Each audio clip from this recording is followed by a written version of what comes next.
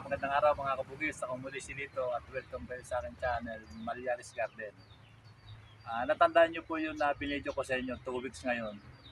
2 weeks ngayon sa araw na to. Na yung nagtitinting na bougainvillea ko na wala man lang, halos walang dahon. Wala rin bulaklak. Ito na siya ngayon. Makita niyo. Lakas ng pusina. Malapit tayo dito sa highway kaya ganun medyo magulo. Pasensya na kayo ha. Tingnan niyo natin no. Tingnan niyo 2 weeks pa lang ngayon. Nakita niyo ito ganito dati ang mga dahon niya, ang mga sanga niya oh. Wala. Pero nakita niyo oh, nagusbong siya. Doon sa ginawa natin, ang dami ng bulaklak oh. Pag napanood yung bulaklak yung video ko na yon na madali lang magpabulaklak ng bougainvillea, ito siya. 2 weeks ngayon. Na yun, dami oh. Sabi ko sa inyo, mag-uusbong siya. Mag-uusbong yung mga, ganito kasi lahat ng sanga niya dati oh. Oh, ngayon, nag-uusbong siya, makita ninyo. O, ayan oh, nag-uusbong siya, bulaklak na agad. Ang dami. Mga ilang araw pa to. Talagang punong-puno na ng bulaklak ito. Ipapakita ko ulit sa inyo. O, ayan oh.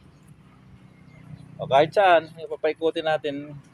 O, nakita niyo Kasi pagka nag-usbong, sabi ko nga, pag ginabunuhan natin ng gano'n, yung kagaya ng ginawa ko, mag-uusbong siya. Ganito dati oh. Ayan oh.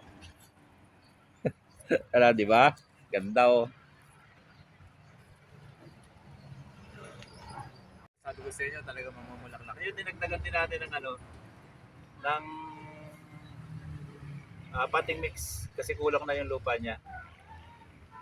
Ito yun. Bagong-bago yung lupa niya sa ibabaw, di ba?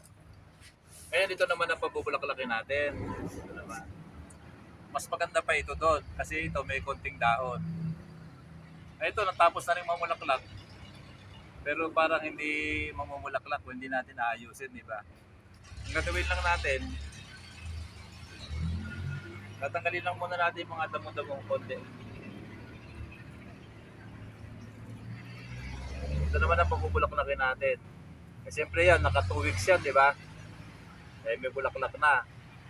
Ito, ganun din mangyayari dito.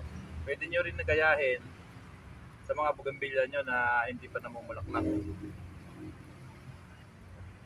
Galing ko lang yung konti damo Maraming damo eh.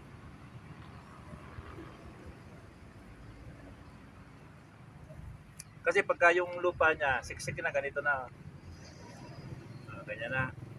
Halos hindi siya natutuyo. Para mamulaklak siya, dapat natin na i-cultivate siya. Kukuha lang tayo ng kahoy na ganito. Yung malambot lang, dapat i-cultivate natin siya ng pagganyan, no? Yung mga gilid lang naman. Kagaya rin ng ginawa ko dati, baka hindi nyo napanood yun. Ito yung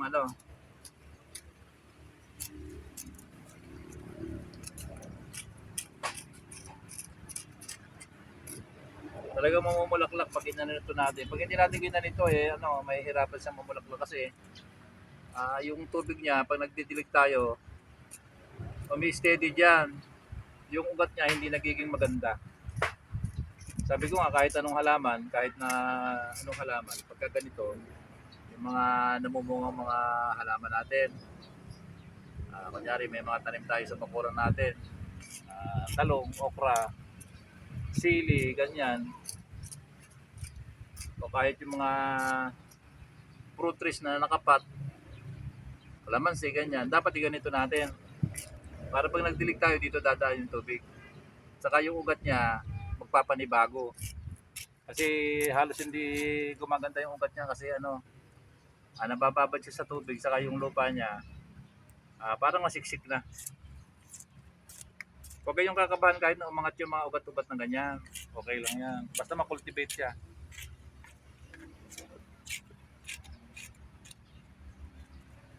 Sa gilid lang, huwag naman dito sa puno. Dito lang sa mga gilid. Para yung mga nakadikit dito sa pot niya, lalo kung cement pot, kahit plastic pot, kahit na clay pot, parehas lang. Basta yung mga nakadikit lang dyan, gaganyan nyo lang, magtataas-taas.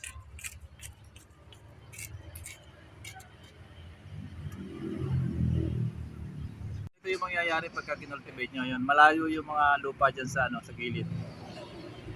Ngayon, Alam nyo, ito pa rin yung natirang lupa dati, oh. Yung potting mix ko. Yung ginamit natin doon, ito pa rin yun. Kasi may iba akong haluan doon, nilagay ko na sa palanggana ito. Ito rin siya, oh. Yung dinagdag ko dito. Siya rin. Ayan, ah. Ito yung natira. Ganyan lang natin. Alam nyo, itong lupa ko hinalo, bulok na ipa, may halo ito na lupa. Yung medyo buhagag na lupa. Kahit basta buhagag na lupa, pwede nyo halo. Garden soil. Mas maganda kung yung may konti-konti na yung ano, sandy soil, yung may konti-konting buhangin. May lupa na ganun may halong konting buhangin. Yun ang maganda pang halo sa mga ipang bulok. Ngayon, dadagdagan natin dito. Kung hindi nyo napanood yun,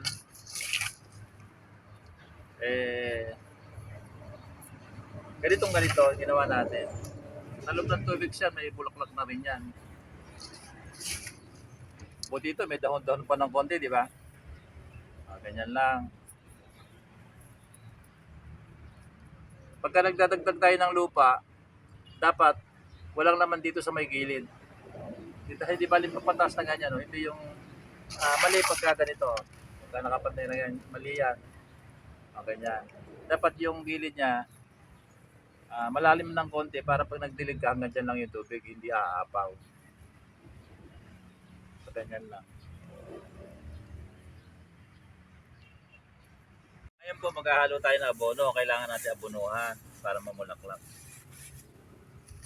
Dali lang, magpapulaklak ng bougainvillea, lalo ngayong tag-araw. Yung mga abono natin, kung minsan, pag matagal na, may nabubuo na ganito. Pero madali lang natin basagin. Babasagin lang natin na ganyan. Ito yung ano, kagaya ng ilagay natin dito, complete fertilizer. Kuha tayo ng isang kutsara. Triple 14.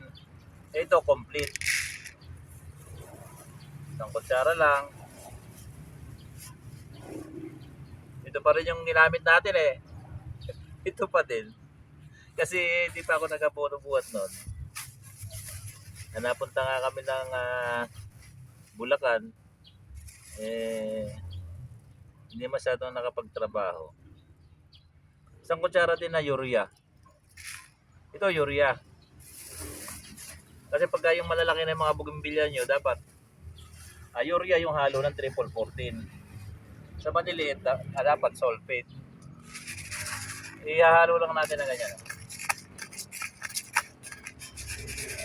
Konti lang, di ba? Pero hindi pa natin nilalagay lahat ito. Sobra ito dito. Isang kutsara lang. Ilalagay natin. Dali lang. Alam nyo, mura lang ito. Yung mga abono na ito. Kasi mayroong mga abono na iba mahal. Pero ito, urea, triple 14. Yung 1 kilo na bibili nyo na ganito, napakatagal nyo nang gagamitin. Ang dami nyo nang malalagyan na halaman. Kahit anong halaman, pwede itong gamitin. Basta tama lang yung timpla ng paglalagay. Ayan, na-mix na. Kukuha lang tayo ng kutsara, pero kalos lang. Hindi yung puno-puno, ganyan nyo. Pagka sakto yung wala na tumatapon, ayan o. Sakto lang, ilalagay lang sa gilid. Yan lang sa gilid. Nakita ninyo, ginambol natin umangat yung gilid nito. Yan lang sa gilid natin ilalagay. Huwag naman masyadong marami. Isang kutsara lang. At dami lang dito.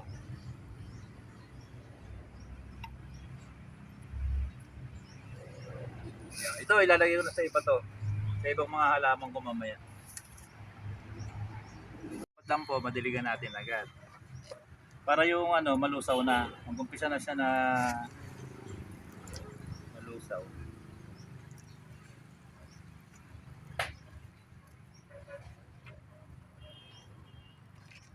Yung triple 14 may iwan yan kasi dahan-dahan na yan.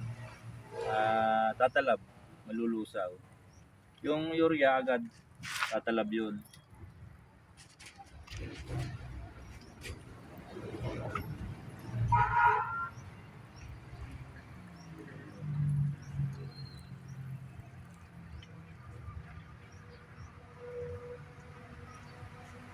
Madiligan nyo po na ganun, Pagkaraan ng isang araw, saka nyo lang uli didiligan. Tuwing ikalawang araw, pwede nyo nang diligan ulit. Para yung abono unti-unting tumalab yung triple 14. Kasi unti-unting malulusaw yan. Sa loob ng 2 weeks, magiging ganito na siya. Oh. Lalo tag-araw na ngayon, madali nang magpabulaklak talaga ng bougainvillea.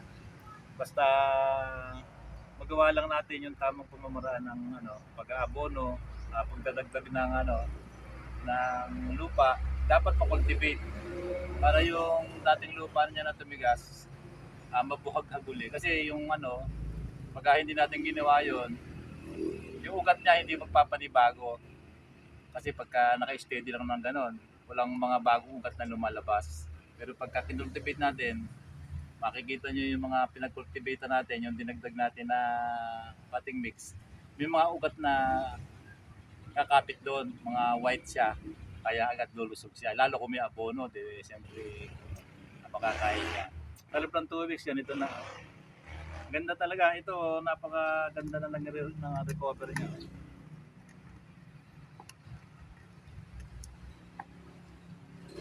Hanggang dito na lang at maraming salamat muli sa patuloy na panonood ng mga video ko. Yung mga nagko-comment, nagla-like, mag-like lang po kayo at mag-comment kayo. Makakaasa kayo na sasagutin ko lahat ng mga comment ninyo. At yung mga datihan naman, at yung mga silent viewers ko, maraming salamat sa inyo. At yung mga baguhan naman na makakapanood ko lang ngayon ng video ko, please like, share, and subscribe. Pakihit yung notification bell para maging updated kayo sa mga susunod ko video. Bye-bye.